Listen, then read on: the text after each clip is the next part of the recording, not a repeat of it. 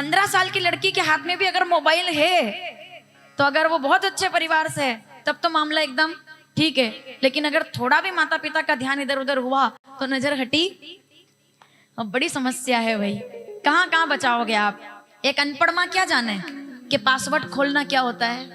मैं तो कड़वा बोलूंगी शुद्ध रूप से, एक अनपढ़ माँ को थोड़ी मालूम है कि पासवर्ड का मतलब क्या होता है लड़की के मोबाइल में। एक अनपढ़ पिता क्या जाने कि 18 साल का लड़का उसके मोबाइल में क्या देख रहा है रात को 1:30 बजे। क्या बात कर रहे हो आप? इतनी स्थिति खराब कर रखी है इन लोगों ने। माँ थाली लेके घूम घूम के आती है, मेरे लड़के ने 2 दिन से रोटी नहीं खाई, पता नहीं क्या हुआ, पता नहीं क्या हुआ, अभी इसको क्या मालूम कि क्या हुआ।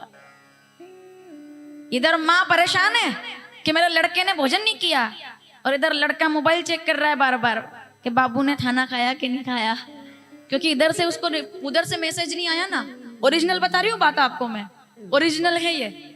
उसको उधर का इंतजार है कि उधर 1-2 दिन की लड़की, मतलब वो 2 दिन उसको मिले नहीं हुए और 2 दिन उसको मैसेज नहीं करे तो ये खाना पीना छोड़ देता है। 2 मिनट भी नहीं सोचता है कि 18 साल से जो माँ मुझे पाल रही है उसके दिल पर क्या बीतेगी जब मैं उदास होकर के घर जाऊंगा, या मैं आत्महत्या कर लूंगा, या जब मैं अपनी जिंदगी को खराब कर लूंगा, तब माँ क्या सोचेगी? क्या मैं गलत बोल रही हूँ?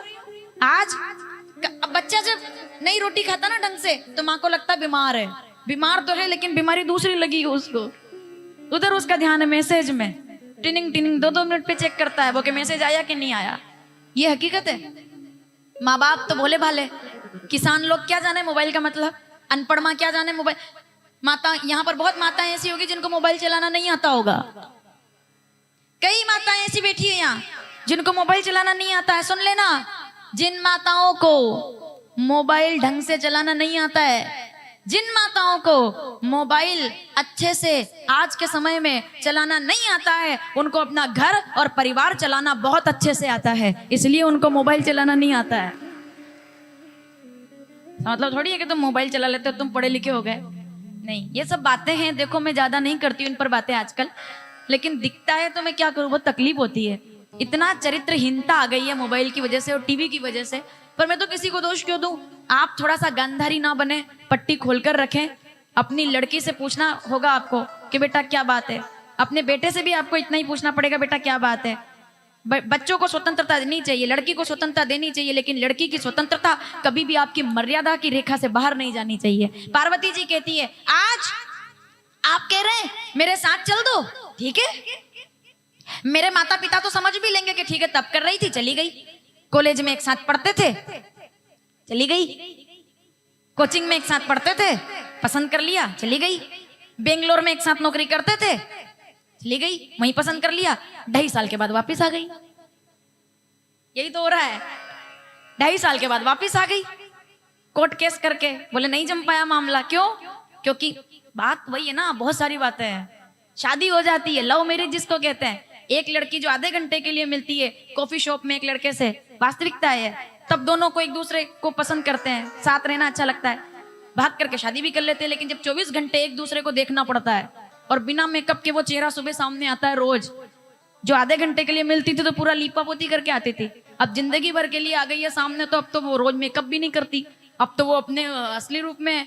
अब लड़का या लड़की जो भी हो, शरीर का जो आकर्षण है खत्म हो जाता है, विवाह नहीं रहता, ना प्रेम रहता है ना विवाह रहता है। इसके लिए जरूरी है परिवार में अंकुश हो, परिवार में संस्कार। आप मुझसे कह रहे हो शादी कर लूं आपसे, एक शब्द मैंने शास्त्र के अलग जाकर बोला हो तो मुझे रोक देना आप। पार्वती जी बोल रही है, आप मुझसे कह रहे हैं कि मैं शादी कर लूं आपसे, मैं तो चल जाऊंगी कोई बात नहीं, लेकिन इसके बाद कभी कोई माता पिता अपनी बच्चियों को तप करने के लिए नहीं भेजेंगे कि ये वहीं से चली ना जाए, इसके लिए आज मैं नहीं जाऊंगी। शंकर जी ने हाथ पीछे हटाकर क्या कहा? पार्वती जी ने बोल तो दिया, पर वो डर भी गई कि मैंने जो कह दिया वो तो ठीक है, इनका जवाब क्या आएगा। जवाब सुनो भोलेनाथ का, पार्वती तुम धन्य हो, धन्य हो, धन्य हो। तुम अगर आज हाथ बढ़ा देती ना तो मैं तुमको लेकर जाता ही नहीं, क्योंकि जो बेटी अपने माँ बाप की नहीं हुई वो मेरी तो कभी, एक लड़की जो अच्छी बेटी नहीं बन सकती वो एक अच्छी पत्नी कभी नहीं बन सकती है। इसके लिए आज मैं तुम्हें लेने नहीं आया था, मैं तो परीक्षा करने आया था कि तुम बेटी कैसी हो। इसके लिए मैं तुमसे मैं तो कहता हूँ जाओ अपने माता पिता से जाकर कहो तैयारी करें, मैं बारात लेकर आ रहा हूँ। कितनी गजब की कथा है। पार्वती जी सम्मान से घर आकर कहती है पिताजी, बस इतना कहा, पिता समझ गए। अब सोचो हिमालय के यहाँ शादी है, सब नदियां आ गई, कुआसियां कौन है उनकी यहाँ की, गंगा यमुना, क्या बात है, मणियां सज गई, बारात तैयार हो गई। इधर पार्वती जी तैयार है, उधर शंकर जी तैयार हो गए। शिवई शंभुगन करई सिंगारा, जटा मुकुट अहि मोर सवारा। क्या भाई, कौन सा भजन लेना, क्या ये नगर में जोगी कर लेंगे, अभी तो वो विवाह वाला अपने। तो वो कौन सा गाते हो आप, जय हो जय हो सज रहे बोले बाबा, बारात आ रही है। तो शंकर भगवान की बारात तैयार हो। अब बारात तो सुनो, बारात तैयार हुई, दूल्हा तैयार नहीं हुआ। दूल्हे तो बैठे हुए हैं राम राम राम। एक लड़के की शादी होती है अगर, तो वो भी 3 दिन पहले तो फेशियल करा के तैयार हो जाता है, भले यूं डब्बू हो वो, यूं भले ही मुंह भी नहीं धोता हो। माताएं कहते कहते रह जाती है कि बेटा मुंह तो धो ले, यूं भले ही डब्बू हो। यहाँ कितनी माताएं ऐसी बैठी होगी जो अपने बच्चों से केवल इस बात पे लड़ती होंगी कि बेटा आज तो शेविंग कर ले, कम से कम आज ढंग से हो जा, तू आज तो व्यवस्थित हो जा। ऐसी माताएं बैठी होंगी यहाँ। और उनका वो डब्बू बेटा जो मतलब ढंग से मुंह भी नहीं धोता होगा, वो भी शादी करने जाता है तो 3 दिन फेशियल कराता है, एकदम राजा बाबू। चला है ऐसा छेला, करता है छेला, और जोड़ी है नेले पे धेला। बताओ आप, देखो ये कद्दू, वो बेटा घोड़े पे होके सवार। तो जब ये स्थिति है, शंकर जी तो कर्पूर गौरम थे, उनने कोई श्रृंगार नहीं किया, पार्लर नहीं गए वो। उधार का मेकअप कभी नहीं होना चाहिए, जैसा हूं वैसा हूं, जैसे हो वैसे रहो ना, क्या दिक्कत है। अभी लड़कियां इतना मेकअप कर लेती है शादी में कि ससुराल वाले जब वो अगले दिन चेहरा धोकर सामने आती है तो कंफ्यूज हो जाते हैं, बोले यही थी, इसकी तो आंखें कल नीली हो गई थी, इसकी पलकें इतनी बड़ी बड़ी हो गई थी, इतना गोरा हो गया था चेहरा।